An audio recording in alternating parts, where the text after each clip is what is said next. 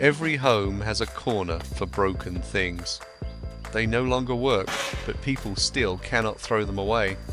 Today, while cleaning that old corner, I found this electric fan. The cord was bitten by mice, and the body was covered in dust. At first it looked ready for the trash, but the guard and blade were still good. That made me curious. Maybe this old fan still had one last chance. I start by removing the fan guard. In many homes, adults often remind children, never put your hand near a running fan. It looks simple, but it kept a safe distance from the fast-spinning blade inside. Then I remove the blade. I want to see the shaft and the inner mechanism clearly. With old DIY parts, only layer by layer can we know what is truly broken and what is still worth keeping. After removing the guard and blade, I go deeper into the motor section. This is the original fan motor assembly, with the oscillation gearbox on top. For this old fan, it used to be the heart of the whole machine. But I had checked it before. The motor assembly is damaged, so I will not repair or reuse it. The gearbox is unstable too. Next, I remove the stator, or stator winding. It normally creates the magnetic field for the rotor, but this winding is already damaged. Then I take out the rotor and shaft. This part is also worn out and cannot be reused, so the main motor parts are removed from today's build. But when I take apart old devices, I do not only look at what still runs, I also look at shapes, screw holes and mounting points. Sometimes one forgotten part can open a completely different idea.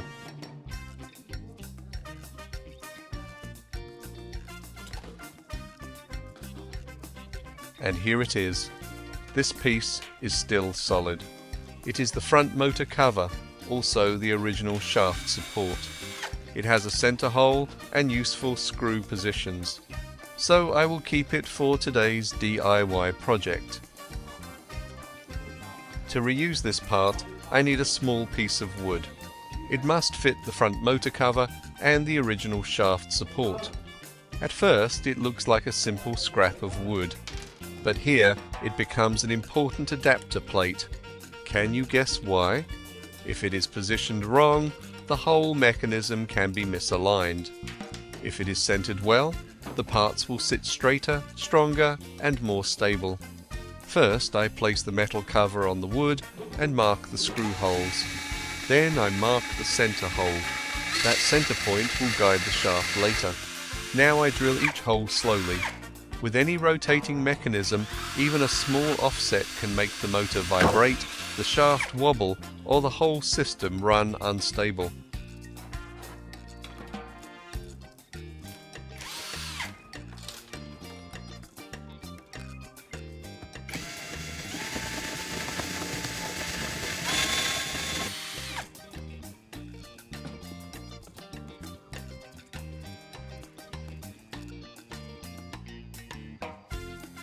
Now, let's check the parts shelf. I often keep old parts from broken machines. Sometimes the right part is not new. It is hiding among forgotten scraps. Looks like I found it. Do you know what this is? This is a brushed DC motor. Its size looks right, and it may become the main part of today's project. Next, I need a 5x8mm rigid coupling. It connects the DC motor shaft to another shaft with a larger diameter. I slide one side onto the motor shaft, align it, and tighten the screws. This coupling must stay centered.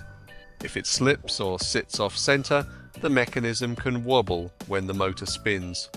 In small DIY mechanics, this tiny part can decide how smooth the final result will be. Next, I need a short iron shaft. This piece was cut from the old fan, about 5 centimeters long. I will not reuse the old motor assembly, but this shaft is still straight and strong enough to work as a middle drive shaft. I insert it into the other side of the rigid coupling and tighten the screws. If both shafts stay aligned, the movement will be much smoother. Do you remember the wooden piece I marked and drilled earlier? Now it starts to show its real purpose. I place the DC motor assembly with the coupling and iron shaft installed onto this wooden plate. The wood transfers the mounting position of the new motor to the old fan frame. In simple words, it works like a homemade adapter plate. Without this middle part, fixing the motor to the old fan body would be much harder. I align the motor so the shaft passes through the center hole correctly. Then I fasten each screw position. This step needs to be checked more than once. If the motor tilts even a little, the fan blade later may not spin evenly. When the motor is secured on the wood, I install the front motor cover that I kept earlier. This part helps hold the frame and keep the shaft in a better direction. At this point, the most important mechanical section is taking shape. From a broken fan, a small piece of wood, a DC motor, and a few shaft parts, I now have a new drive base for this fan. But mechanics alone are not enough. The electrical control section below will decide whether this idea can really work.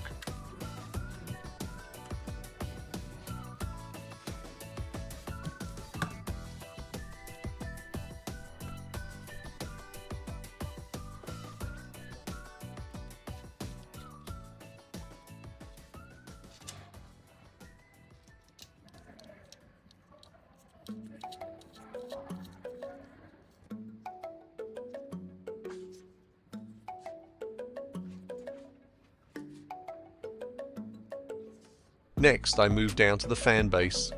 The old wiring is still inside, but after changing the build direction, these wires are no longer suitable, so I cut them out to prepare for a cleaner new wiring system.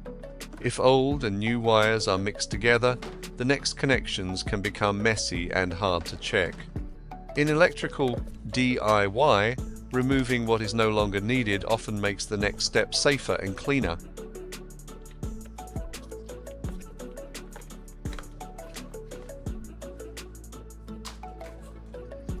And this is the next important part.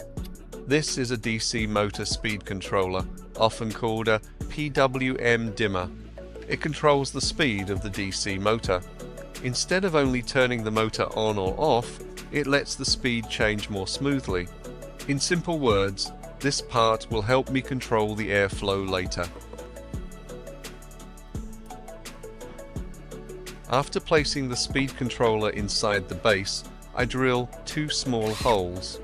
They are not for decoration. One hole will bring the control knob outside.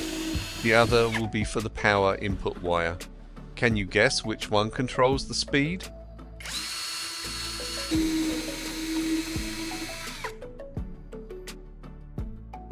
The small front hole will be used for the potentiometer. This is the knob that controls the motor speed. When I turn it, the motor can speed up or slow down smoothly.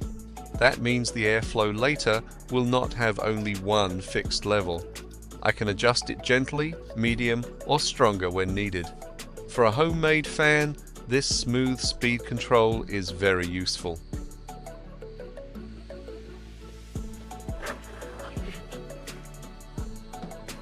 The small rear hole will be for the power input wire to the speed controller. I pass the wire through the base so the line stays neat inside. When I work on electrical DIY projects, I try to keep wires from being stretched, pinched, or placed too close to moving parts. A clean wire path makes the device look better. More importantly, it reduces the risk of broken wires, loose joints, or unwanted contact. After the wire is in place, I check its path before continuing the circuit.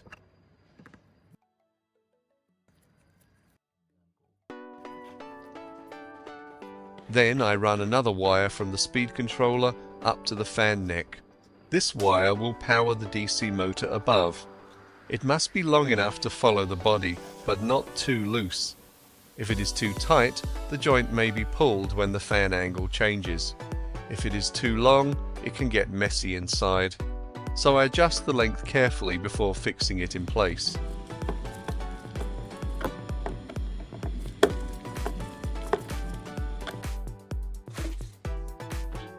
Now I install the new motor assembly onto the fan neck.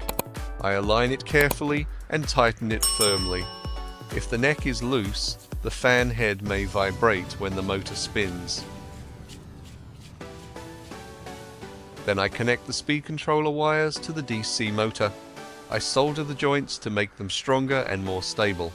Finally, I check the positive and negative wires. Now I start reassembling the outer parts of the fan. First, the fan base. After the controller and wires are placed neatly inside, the base needs to be closed firmly.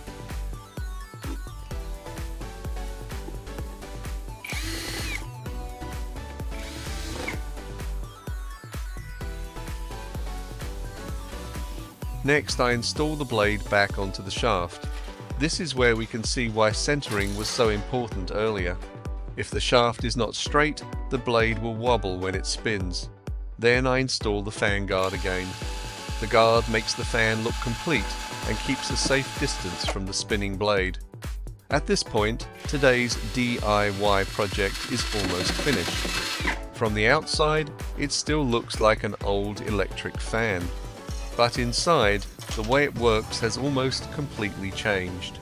From a broken fan with a dead motor, I have built a new drive system, a new speed controller, and a different power setup. The only question left is, what will power it? And can this old fan really come back to life in a new way? Let's see the final result.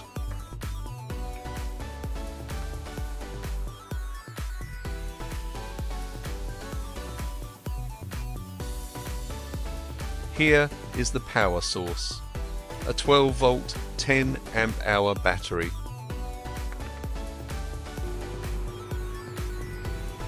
Now I turn the knob and test it. It works. What do you think?